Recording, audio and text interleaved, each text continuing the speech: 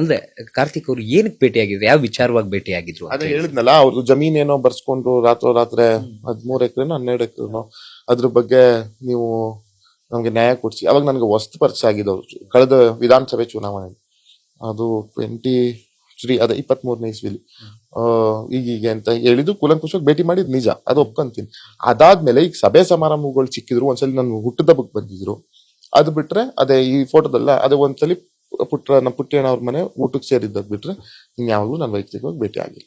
Sir, ಕಡೆಯದಾಗಿ ಈಗ ಪುಟ್ಟರಾಜು ಅವರು ಕೂಡ JDS ಅಲ್ಲಿ ಇದ್ರು, ಇವರು ಕೂಡ ಕಾರ್ತಿಕ್ ಕೂಡ ಮಾಜಿ ಡ್ರೈವರ್, ಎಲ್ಲ ಸೇರಿ ಕಾನ್ಸ್ಪಿರಸಿ ಮಾಡಿದ್ದಾರೆ ಅಂತ ಆರೋಪ ಮಾಡೋರ್ಗೆ ಏನ್ ಹೇಳ್ತೀರಾ ಇಲ್ಲಿ? ಈಗ ನಾನು ಹೇಳೋದು ಒಂದೇ, ಈಗ ಫೋಟೋ ಇಟ್ಕೊಂಡೆ ರಾಜಕಾರಣ ಮಾಡೋದಾದ್ರೆ ಏನ್ ರಾಜಕಾರಣ ನಾವು ಬೇಕಿರ್ ಮಾಡ್ತೀವಿ, ನಮ್ಗೆ ಬೇಕಾದಷ್ಟು ದಾರಿಗಳಿದೆ. ಆದ್ರೆ ಆ ರಾಜಕಾರಣ ಮಾಡಕ್ ನನ್ನ ಎಥಿಕ್ಸ್ ಅಲ್ಲೂ ಇಲ್ಲ, ನಾನು ರಾಜಕಾರಣ ಮಾಡು ಬಂದಿಲ್ಲ. ಇವತ್ತು ನಾನು 32ನೇ ವಯಸ್ಸಿಗೆ ನಾನು ಲೋಕಸಭೆ ಟಿಕೆಟ್ ಪಕ್ಷ ಗುರ್ತಿಸ್ಕೊಡ್ತಾರೆ, ಜನ ನನ್ನ ಮೇಲೆ ವಿಶ್ವಾಸ ಇಟ್ಟಿದ್ದಾರೆ ಅಂದ್ರೆ ಅದಕ್ಕೆ ಅದರದ್ದೇ ಆದಂತ ಒಂದು ರೀತಿ ಒಂದು ನಂಬಿಕೆ ವಿಶ್ವಾಸ ಜನ ನನ್ನ ಮೇಲೆ ಇಟ್ಟಿದ್ದಾರೆ. ಅದಕ್ಕೋಸ್ಕರ ಅದು ನಾನು ಉಳಿಸ್ಕೊಳ್ಳೋ ಪ್ರಾಮಾಣಿಕ ಪ್ರಯತ್ನ ಇವತ್ತು ಮಾಡ್ತಾ ಇದ್ದೀನಿ.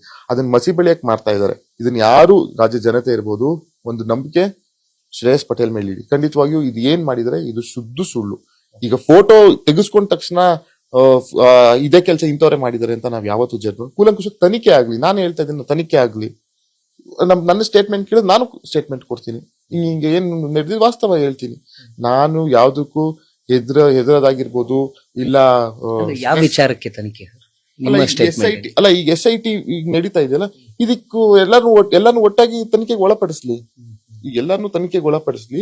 ಈಗ ಏನೇನ್ ವಾಸ್ತವ ನಡೆದಿದೆ, ಈಗ ನೆನ್ನೆಯಿಂದ ಹೇಳ್ತಾ ಇದ್ದಲ್ಲ ಅವ್ರನ್ನ ಫಸ್ಟ್ ಇನ್ನೊಂದು ಸಲ ಅವ್ರನ್ನ ತನಿಖೆಗೆ ಒಳಪಡಿಸ್ಬೇಕು. ಈಗ ಸುಮ್ನೆ ನಮ್ಮ ಮೇಲೆಲ್ಲ ಆರೋಪ ಮಾಡ್ತಾ ಇದಾರಲ್ಲ, ಅವ್ರನ್ನ ಫಸ್ಟ್ ತನಿಖೆಗೆ ಒಳಪಡಿಸಿ ಏನಾಗಿದೆ ಅಂತ ಅವ್ರನ್ನ ಇನ್ನೊಂದ್ಸಲ ಕೇಳಿ. ಈ ವಿಚಾರಕ್ಕೆ ಸಂಬಂಧಪಟ್ಟಂತೆ ಮುಂಚೆ ಗೊತ್ತಿತ್ತ ಸರ್ ನಿಮ್ಗೆ ಈ ರೀತಿಯ ಪೆನ್ ಡ್ರೈವ್ ಇದೆ, ವಿಡಿಯೋಸ್ಗಳಿದೆ ಅಂತ? ಎಲ್ಲಾ ಮಾಧ್ಯಮ ಮುಖಾಂತರ ನನಗೂ ಗೊತ್ತಿರೋದು. ಈಗ ಒಂದು 7-8 ತಿಂಗಳು, ಒಂದು ವರ್ಷದ ಮುಂಚೆನೋ 6-7 ತಿಂಗಳು ಮುಂಚೆನೋ ಒಂದ್ಸಲಿ ಹೇಳಿದ್ರಲ್ಲ, ಇದೆಲ್ಲ ಏನದು ಸ್ಟೇ ಕಾಪಿ ಎಲ್ಲ ಇಟ್ಕೊಂಡು ನಾನು ಅಲ್ಲಿ ಬಿಡ್ತೀನಿ ಇಲ್ಲಿ ಬಿಡ್ತೀನಿ ಅಂತ ಏಕವಚನದಲ್ಲ ಮಾಜಿ ಸಚಿವರು ಪಾಪ ಅವ್ರ ಬಗ್ಗೆ ಎಲ್ಲ ಮಾತಾಡ್ಕೊಂಡು ಇವರೆಲ್ಲ ಸ್ಟೇಟ್ಮೆಂಟ್ ಕೊಟ್ಟಿದ್ದು. ಆವಾಗ್ಲೇ ನನಗೂ ಇವೆಲ್ಲ ಇದೇನದು ಗೊತ್ತಾಗಿದ್ದು. ಆಮೇಲೆ ಇನ್ನೊಂದು ಹೇಳ್ತೀನಿ ಮಾಧ್ಯಮ ಮುಖಾಂತರ, ಅದು ನಂಬೋದು ಬಿಡೋದು ಬೇರೆ. ಇವತ್ತಿನವರೆಗೂ ಕಾರ್ತಿಕ್ ನನ್ಗೆ ಯಾವತ್ತೂ ಪೆನ್ ಡ್ರೈವ್ ಬಿಡಿ ಅವ್ರ ಕುಟುಂಬದ ಬಗ್ಗೆ ನನ್ನ ಹತ್ರ ಮಾತಾಡಿಲ್ಲ. ಅದು ಜಮೀನ್ದು ವಿಷಯ ಒಂದು ಬಿಟ್ರೆ ನಾನು ಸಹ ಅಂತ ಇಂಟ್ರೆಸ್ಟ್ ಇರ್ಲಿಲ್ಲ, ಅದ್ ಕೇಳ್ಕೋಬೇಕು ನನಗೆ ಅಂತ ಅವಶ್ಯಕತೆ ನನಗಿಲ್ಲ. ನಮ್ಗೆ ಅದ್ 108 ಸಮಸ್ಯೆಗಳು ಇರ್ತವೆ, ಮಾತಾಡಿಲ್ಲ. ಹೇಳಿದ್ನಲ್ಲ, ಯಾರು ಇಡೀ ರಾಜ್ಯ ಜನತೆ ಗೊತ್ತಾಗಂಗ್ ಮಾಡಿದ್ದು. ಈಗ ನಿನ್ನೆಯಿಂದ ಅವ್ರಿಗೆಲ್ಲ ದೂರಗಳು ಬರುತ್ತೆ, ಲೋಕಾಯುಕ್ತಕ್ಕೆ ಯಾವುದೋ ಒಬ್ರು ಕೊಟ್ಟಿದ್ದಾರೆ ಅಂತ ನನ್ನ ಮಾಧ್ಯಮ ಮುಖಾಂತರ ನೋಡಿದೆ. ಇವತ್ತು ಯಾರೋ SIT ಒಂದು ಕೊಟ್ಟಿದ್ದಾರಂತೆ ದೂರು, ಅವ್ರನ್ನ ತನಿಖೆಗೆ ಒಳಪಡಿಸಿ. ನಾನು ಅದನ್ನೇ ಈಗ ಹೇಳಿದ್ನಲ್ಲ, ತನಿಖೆಗೆ ಒಳಪಡಿಸಿದೆ ಅವ್ರನ್ನ. ಈಗ ಯಾರು ಅದನ್ನ ಕೊಟ್ಟಿದ್ದು ಅನ್ನೋ ತನಿಖೆ ಮಾಡ್ಲಿ, ಗೊತ್ತಾಗುತ್ತಲ್ಲ, ಸತ್ಯಾಸತ್ಯತೆಗಳು ಹೊರಗಡೆ ಬರ್ಲಿ. ಇದಿಷ್ಟು ಶ್ರೇಯಸ್ ಪಟೇಲ್ ಅವರ ಒಂದು ಸ್ಪಷ್ಟನೆ.